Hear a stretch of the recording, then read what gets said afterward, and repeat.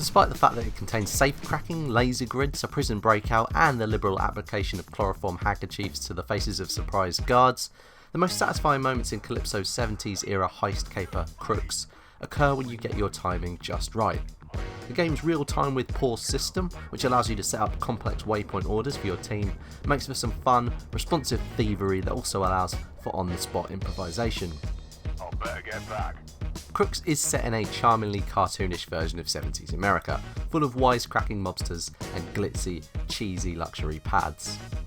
Your main goal is to steal a glowing green space rock, which gives you some idea of the general tone, which is, by and large, carried off with charm. Voice acting does veer between amusing and slightly embarrassing, and the graphics are functional at best, but the game's resolute determination not to take itself at all seriously won me over.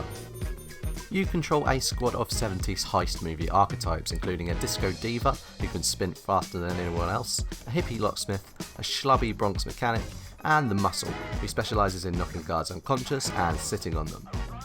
Each character has a specific set of useful abilities, which you'll need to use in concert in order to work your way sneakily through the story campaign's 20 or so missions. Get caught or get spotted a few too many times, and it's game over. Certain moves and items make noise, while others take time to perform. You need to constantly be aware of your surroundings, and complex manoeuvres require you to use several different characters in union, micromanaging and adjusting their orders with liberal use of the pause button.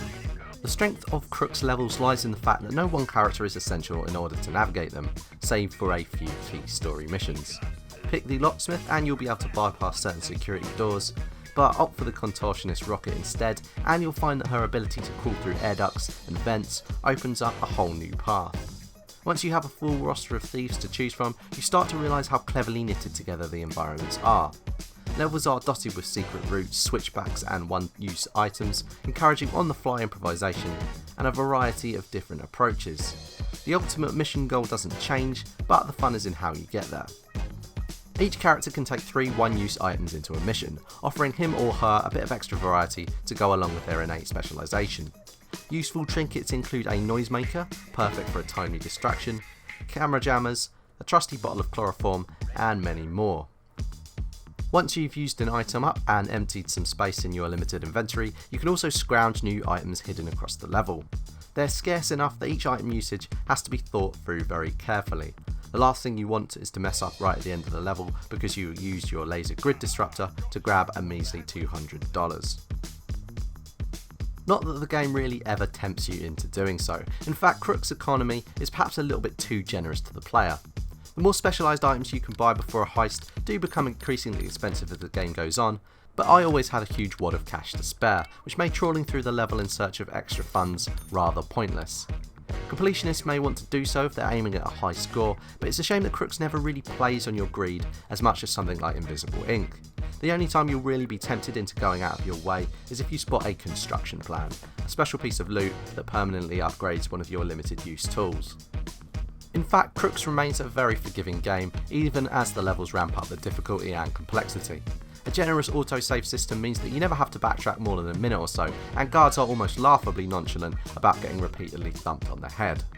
Just my imagination.